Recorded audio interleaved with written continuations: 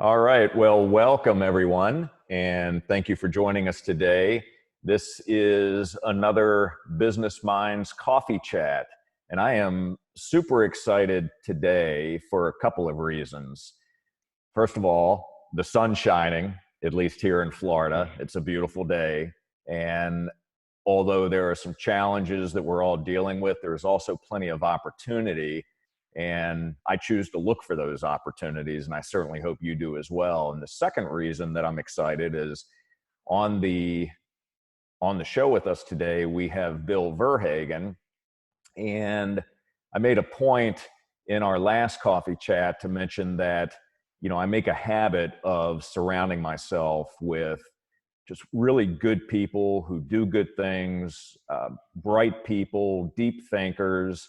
And this guy, I've known Bill for a little over a year now.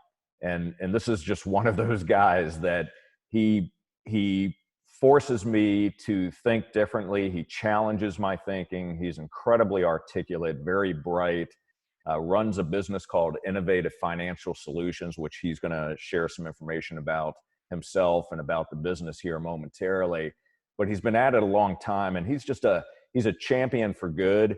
And I want to touch on that as well. So first of all, Bill, thank you so much for joining, and welcome. Thank you, Jay. That was very kind of you. I don't know I deserve all those accolades, but thank you very, very much. Absolutely. Well, you do deserve it. And if you will, why don't you start by just sharing a little bit of information about who you are and about your business? Sure. Well, I came into the financial services industry as a CPA back in 1982. And then in 1986, moved more over to the financial planning, investment management side of the business. I've been doing that ever since. Started the practice up in Bloomington, Indiana. In 2007, Pat and I started coming down to Florida. And in 2008, made a transition where I sold pretty much 2/3 of the practice to my two partners in Indiana. We came down to Florida on the agreement that I would manage the clients in the 34 states outside of Indiana. And that's what I've been doing ever since. So you mentioned Pat, your wife. Yes. And that you and Pat came here, obviously. And Pat, obviously, I know very well, but why don't you share a little bit of information about Pat as also, if you wouldn't mind? Sure. So when we moved down here permanently in 2011, we were going back and forth every 2 weeks for a number of years. Pat finally looked at me one day and she says, "I know I bought ketchup. I just can't remember what fridge it's in." She says, "Please do me a favor. Pick a location where you want to live and let's go." So in 2011, we decided it would be Florida, and we made it our permanent home at that point in time. And then a couple years after that, Pat and a friend of hers decided to buy a sewing and quilt shop. So she owns Cut Up and Sew, which is located over in City Marketplace, and doing very well there. Excellent. That's great to hear. And we're going to chat about this a little bit because I want to find out more about your business. But obviously, with the pandemic, it's really forcing companies to look at different ways to operate. And I know that Pat is certainly looking at different ways to still deliver value, whether it's through online shopping, classes, things along those lines, training. So we all have to look at different ways of doing things. This is a different world right now for the business community. It is. So going to your business, first of all, tell us a little bit more about the business itself, if you will, where you're located. Obviously, you've got the two offices in Indiana and here, but where are you located in Palm Coast? Yeah, so a year ago, we moved into our new office park on the corner of Colbert Lane and Waterfront Park Road. So we are very fortunate to be in a beautiful location. We have our own little private park here, nice area. If anyone wants to move here, we have lots for sale and also going to be putting up another building. So be on the lookout for that. Okay. Well, it is definitely a beautiful location. You've done a phenomenal job. And I remember when we were out there for the ribbon cutting ceremony with the Chamber of Commerce, that was just a beautiful event. And then also, in addition to your incredible facility and the park surrounding it, you and Pat also donated to turtle, uh, Correct. the turtle path. So you want to touch on that for a moment? Yeah, so the turtle named Quilty, the first female turtle, is located here in our park, and she has a quilt design that was painted on her back by Betty Eubanks. And that quilt actually was one that Pat had started for me years ago and never quite got around to finishing. So we joke in our family that it would become my coffin drape because Pat works best under pressure. So the day I died, she would have 3 days to finish it. Well, it turns out that she finished it for the turtle unveiling. So we now have our quilt. Unbelievable. Well, it is quite spectacular. And obviously that's open to the public, so anyone can come and That's correct. enjoy what you've created there and enjoy the park and the beautiful surroundings. So thank you and Pat for doing that. That's certainly a welcomed addition to the community. Oh, you're welcome. So let's talk about your business. So you have a financial services business, and let's talk about what sort of impact this pandemic has had on your business. If you could talk a little bit about your staff, how many staff members you have, are they all still coming in the office? What does that look like? Yeah, so the move to Florida actually prepared me better for this than I could have ever imagined. Working out of 2 offices, we basically went to a paperless environment about 12, 15 years ago. And our CRM system also is just top notch. So we have been working via remote access for a number of years.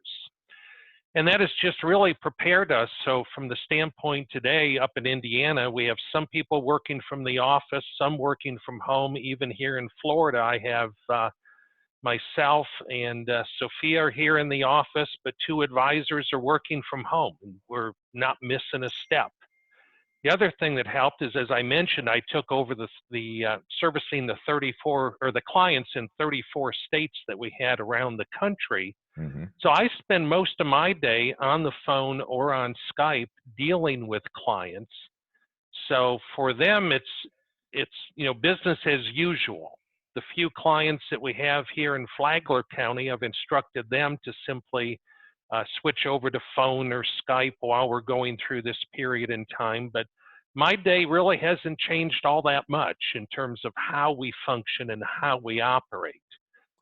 Certainly, the crisis that came about, really from a financial standpoint, I'd say around March 4th or 5th, we really started seeing things happening, and then the market just dropped so precipitously and so quickly. Mm-hmm. That people had a difficult time just reacting to it. And I think that is what makes this so unique. It's not that this crisis is any worse than any we've had before. I think what makes it different is that people feel powerless. It came so quick, and people now feel powerless. And what I mean by that is I have a sister and brother-in-law up in Michigan who are both dentists. They were ordered by the state to close down a week ago Monday. So other than emergencies, they are not allowed to see any patients within their clinic. And so when you have that kind of an impact on your business, you just feel powerless. Same thing here in Florida and across the nation.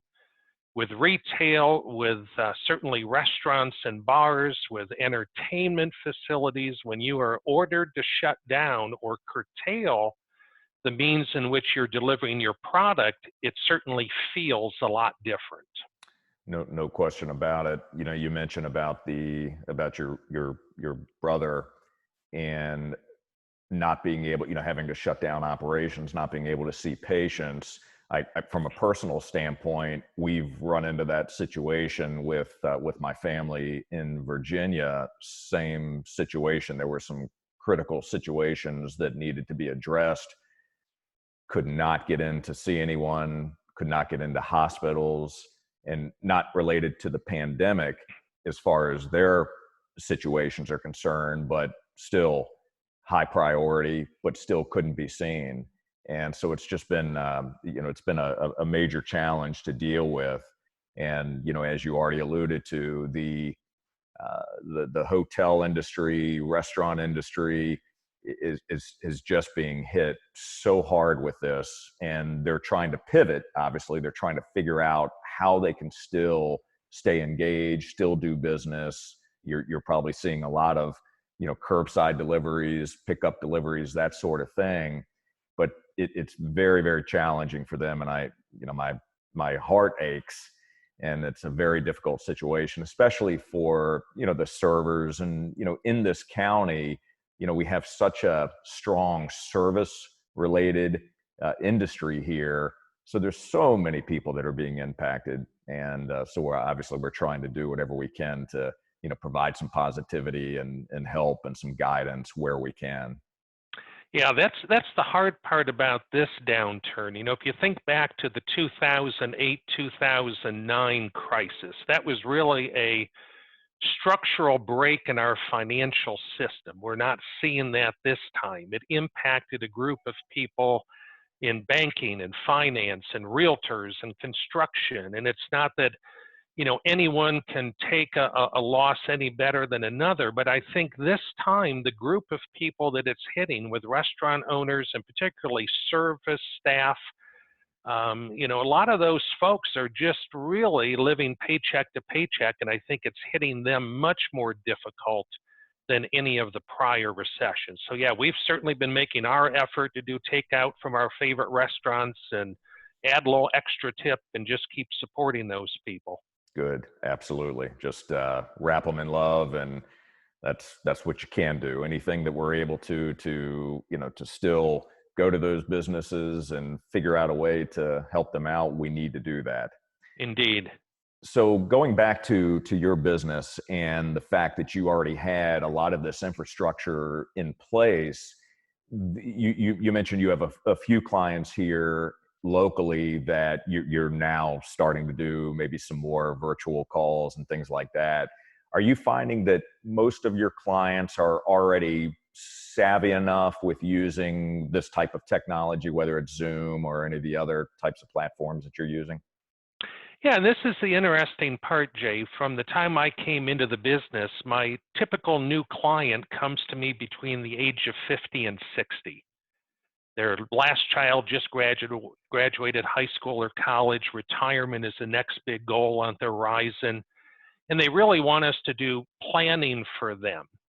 So my average client today is about 75 years old. I have a large group of university administrators and professors from my time in Bloomington, Indiana, a large group of pharmaceutical executives. But I find that the older clients are almost more adept at handling some of the technologies than, say, people in their 40s and 50s. It's really kind of interesting.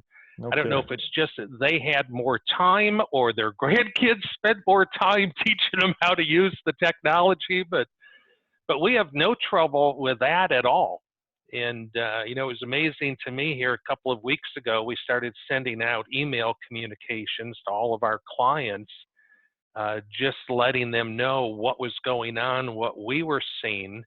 And I'm just always amazed at how quickly my older clients will just shoot back on that email or so and respond to me. Interesting. That really is. I would have thought it was a little more of a learning curve there, but like No, you not said, really. maybe it's grandkids, maybe it's kids helping them out, or they just, like you said, have time to learn the technology. I think that's outstanding. Yeah. That's good. So tell me a little bit about how then you plan your day. So if you have calls set up with clients right now, what tools are you using? What types of calendar functionality do you use? How are you communicating with the clients to set up these appointments? Yeah, so in our practice, each advisor is really limited to a certain number of clients that you can adequately service. And so as more clients join the firm, we just simply add additional advisors because as a financial advisor, you just simply can't service 200-300 people yourself. You know, there's a limited group that you can effectively provide good service to. And so we set up proactive meetings with people, generally based on how often they want to hear from us, get together, review their plans, go over their investments, talk about their goals. So every month, our CRM produces a list that our support staff then are reaching out and scheduling those appointments for the following month. Hmm. So it's a pretty automatic system. You know, there's a pretty steady stream of people that I'm meeting with on a day-by-day basis just to review their goals and make sure that everything is going along well. So we usually touch on three things. Number one, asking, has there been a change in your goals or your circumstances that might have changed the plan that we put in place for you? Second, has there been a change in tax law that would alter any of the strategies that we're using or any of the prior recommendations? And then third, has there been a change in economic circumstances? Now, I've always looked at this as a change in the client's economic circumstance. Did they lose their job? Are they planning to retire? Now we're dealing with it more from the standpoint of change in the economic circumstances of the market. So whenever something like this happens so fast, you simply have to reach out to a large number of clients very quickly. Mm-hmm. So my younger partner up in Bloomington, he's a little more adept at doing videos and a little better looking than I am. So he did a video and you know, mass distributed that to clients. I tend to be a little bit more of a research-oriented guy, so I put together some research materials, emailed those out to clients with a commentary, and then just simply scheduled follow-up phone calls. So this has been a little bit unique. You know, we're putting in 10, 12-hour days where normally it's a 7 or 8 hour day, but you know, the focus is on our existing clients and meeting with them and reassuring them as to what's going on. Excellent. So in those conversations, since this pandemic started, are you sensing fear in the voice of your clients? What type of feedback are you receiving right now? No, and this is interesting because most of my existing clients today have been with me for a number of years. So we have gone through the 2000 through 03 crises. We went through the 2007 through 09 financial crisis. And so I don't think there's as much financial panic. And in fact, it was surprising to me that when I mentioned to our clients that our models had actually changed, but I wanted to give them the opportunity to either change with the model or to stay put and ride it out. Over 90% of my clients chose to stay put and ride it out, which Interesting. really surprised me. And it made me realize that everyone is viewing this as a far different event than the prior two. Because if we go back to 2000, for instance, you know, that started out with the tech bubble bursting. Mm-hmm. And then in early summer 2001, just as you're beginning to speak to clients about statistical probabilities of market recoveries and you see a little bit of positive news come out, we then had 9/11 where the market shut down for a week. And then in the early summer 2002, you're going back to clients talking about statistical probabilities of market recovery. And then we have the period of malfeasance with Enron, WorldCom. You know, remember Martha Stewart goes to prison. And what made that so unique, Jay, is that people lost confidence in the financial numbers and in the CEOs running our companies. And that was probably the most difficult period. By the fall of 2002 and early spring of 03, as I'm talking to clients about statistical probabilities of market recoveries, Mm-hmm. they're like, wait a minute, we've heard this story and it didn't turn out too good the last 3 times, you know? And I think that's the hard part for people to understand is that economies run on confidence. And when people lose trust and people lose confidence, it's a very large hurdle to overcome. Just like in the '07 through '09 financial crisis, backed by what people oftenly refer to as the liar loans on mortgages and maybe inflated valuations on real estate. When people lost confidence in that, it was very difficult to overcome. I sense this time talking to clients, no one has lost confidence. Hmm. At the end of January, our economy was still extremely strong. One of the chief strategists that we follow with JP Morgan, he says, look, if you go back in history and look at 20% or greater market declines, they're generally brought on by one or a combination of four factors. Commodity prices going through the roof, the Fed aggressively raising interest rates, multiple leading indicators pointing to a recession, Okay. or stock market valuations reaching extreme levels. At the end of January, none of those were in play. The only one that you could say was maybe even close was that the price earnings ratio on the US market had gotten a little bit high, but not outrageous. And so as people are looking at this, I think they're viewing it for what it is. It is a healthcare crisis that has impacted our country. It's going to have economic effects, and it may lead us into a recession. The hard part when you're dealing with investments in the market, there's a phrase in our business that says the bottom of the market will frequently come before the peak of the crisis. Hmm.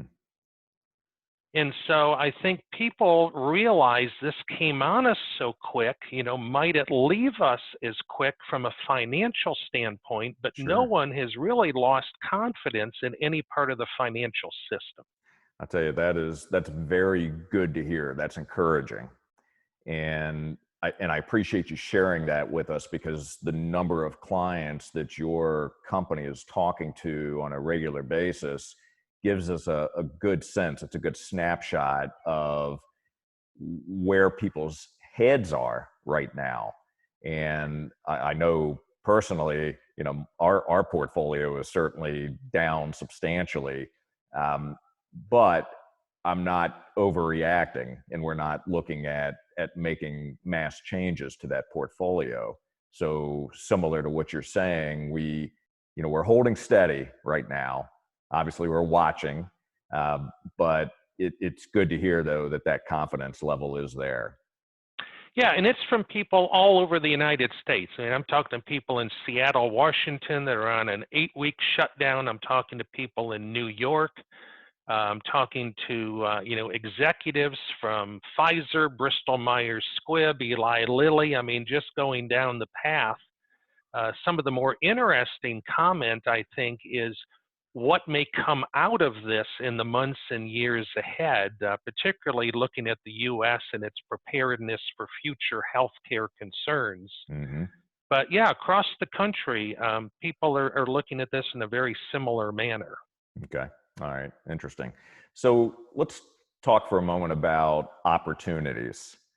And what do you see as far as opportunities in your business right now as we move through this challenging time, and everyone looking at doing certain things differently?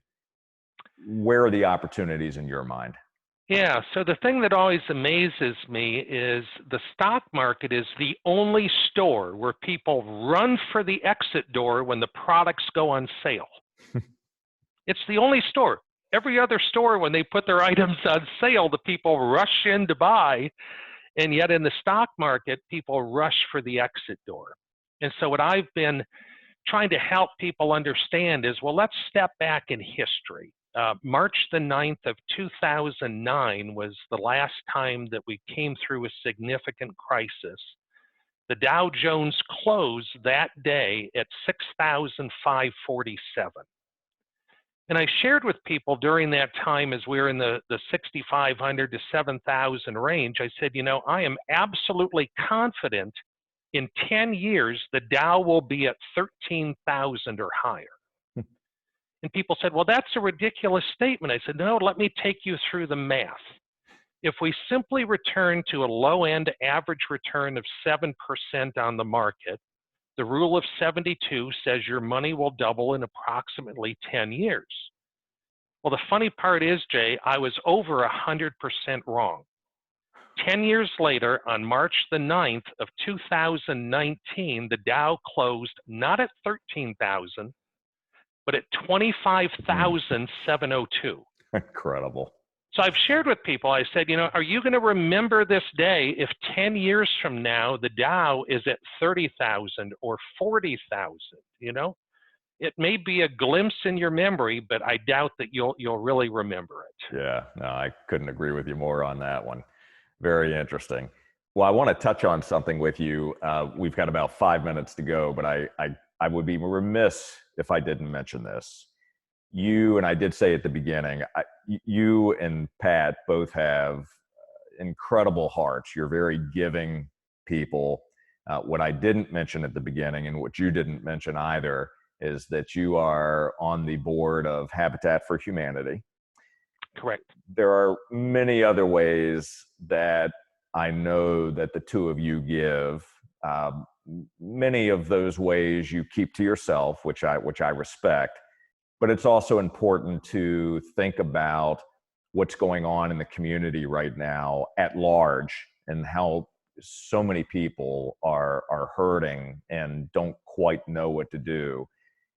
And it's important for all of us to look at ways that we can give back. And you do that.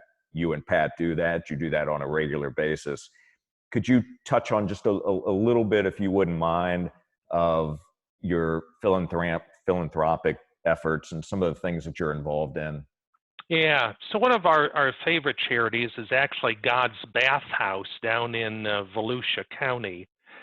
And they basically provide a portable shower system for the homeless people. They show up every day wherever the homeless are getting free meals. And they have a converted plumbing truck that has been converted into 2 private restrooms with a toilet, a sink, and a shower facility. And just to hear the stories from the people that are helped by that are just incredible. So Pat and I, for the last 4 or 5 years, have made some pretty significant contributions.